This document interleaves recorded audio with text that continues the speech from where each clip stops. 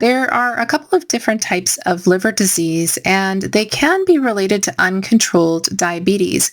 Could you be causing damage to your liver and not even be aware of it?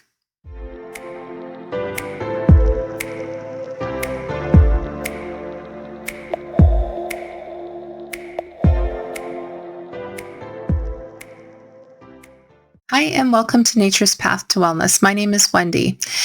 Your liver is like a half moon shaped organ, and it's located just on the right side of your body, slightly tilted, with the left portion just above the stomach and the right portion just above your small intestine.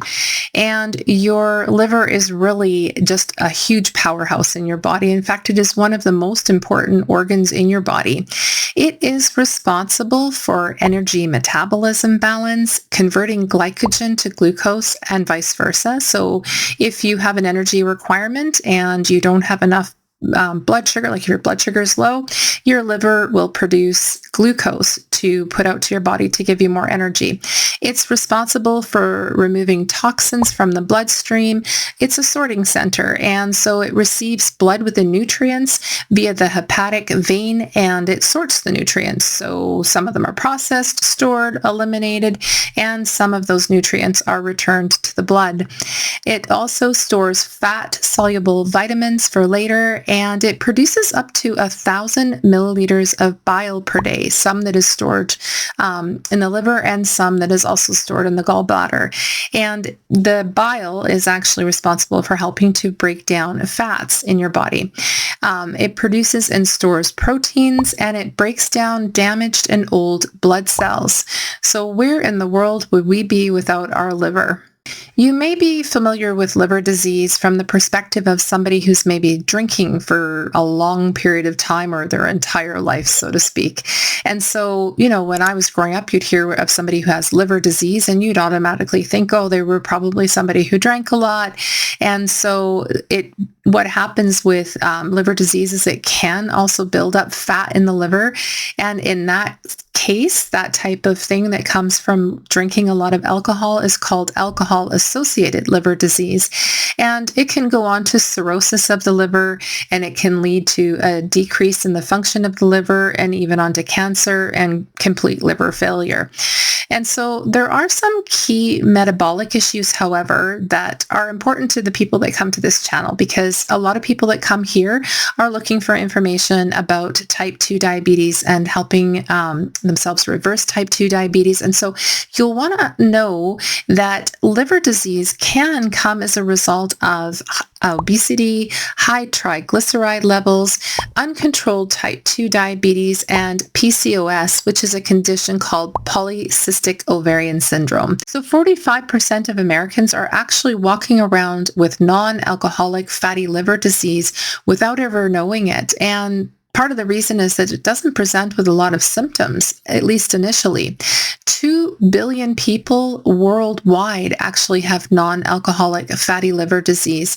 And in the 1980s or earlier, really, it only used to be something that we associated with those people who drink a lot. Non-alcoholic fatty liver disease, as I mentioned, doesn't present with a lot of symptoms initially. And so you could be having this condition and not even be aware of it. There can be fat in the liver, but not much weight in the way of inflammation.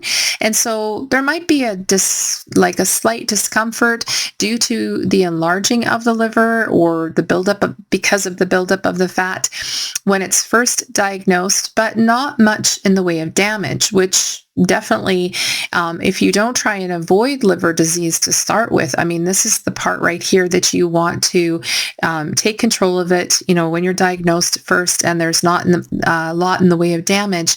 And some of the symptoms of non-alcoholic fatty liver disease include fluid and swelling in the stomach, weight loss, which is unexplained. So if you've not been dieting or, trying to manage your weight by diet and you're losing weight that way, but it's just an unexplained weight loss, that could be something. Fatigue and weakness, and pain or discomfort in the upper right hand side of your abdomen, or jaundice of the skin, like you've got a yellowing of the skin or yellowing watering of the eyes. Now, some of those first things, those symptoms that I mentioned could also be symptoms of other conditions. So we don't have to just assume that because you have those conditions that you probably have liver disease. It's definitely something that you want to get checked out. So a diagnosis can be done by way of an ultrasound or something called transient elastography. And so what happens is they measure the flexibility, I guess you could say, of the liver. So if the liver is extremely stiff, that would mean that there's a lot of content of fat in it, right? So, but if the less fat, then the more that your liver would give. Your doctor may also recommend a liver biopsy. You could also develop something called NASH, or non-alcoholic steatohepatitis, which is a type of non-alcoholic fatty liver disease. You may be diagnosed with NASH if your liver has more than 5% of it that is fat. So it doesn't sound like a lot, but I mean, in terms of what your liver is, that is a lot.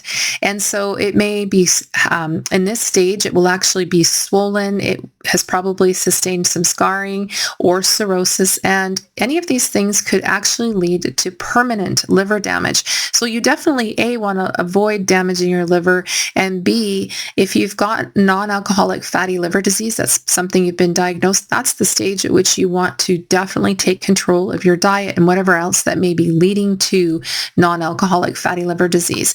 So some of the risk factors for NASH are having type 2 diabetes, being overweight, having body weight that is concentrated around the middle of your body here. We call that central adiposity, high levels of triglycerides, having high blood pressure, having obstructive sleep apnea. Being Hispanic or Asian, you could be more predisposed to having this condition, or being postmenopausal.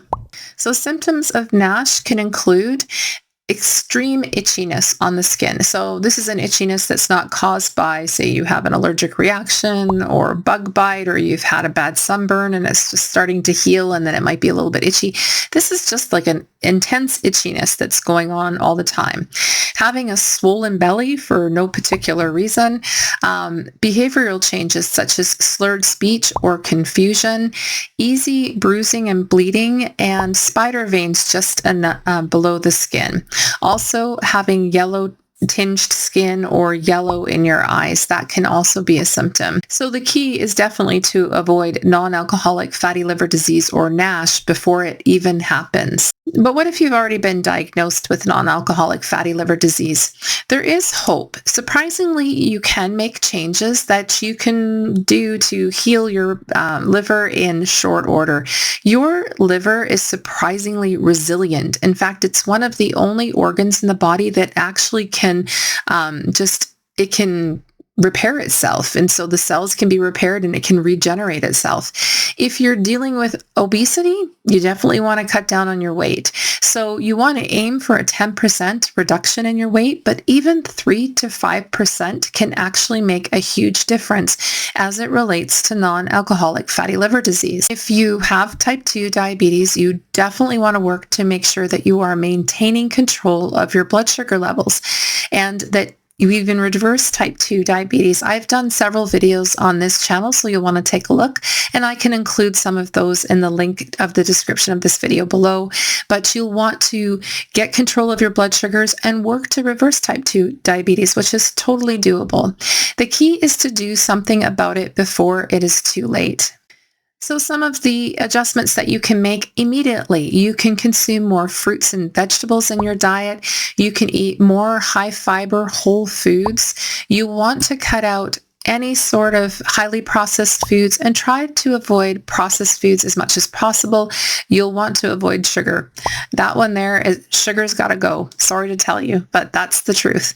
You'll want to limit your salt intake. And so you'll want to start looking at different ways of having foods. stop having too many canned foods. And we talked about the highly processed foods and processed foods. And most of those ones come in a box. And so box or can. And so those ones that you find in the center of the grocery store that are boxes and cans, they have a lot of sodium in them. And so you want to be checking the labels on your packages and make sure that and again, try to stay away from packaged foods, but whatever packaged foods you might be having, just take a good look at what the sodium content is per serving. And if it's, if it's high in sodium, that's something you'll definitely want to avoid. But if you actually change to a whole foods, plant-based diet and you consume lots of fruits and vegetables, you'll be avoiding all of that stuff anyways. And if you're not adding salt to your foods and instead flavoring your foods with, different things like garlic and different types of herbs and spices, you can add a lot of flavor without adding a lot of salt. And so I would also recommend that you reduce your animal protein intake, so meats and dairies, animal products, butters and cheeses, and your liver and your kidneys really prefer an alkaline environment.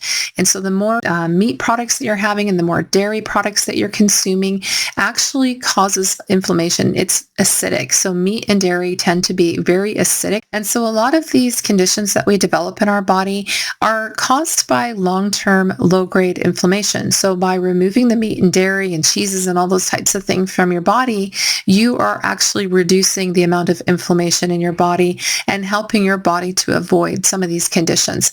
So I would recommend changing to a whole foods plant-based diet. And so you're consuming lots of fruits and vegetables and good quality carbs. So I don't necessarily recommend the keto diet because you're wanting to reduce your carbs to next to nothing. Your body does need some healthy carbs.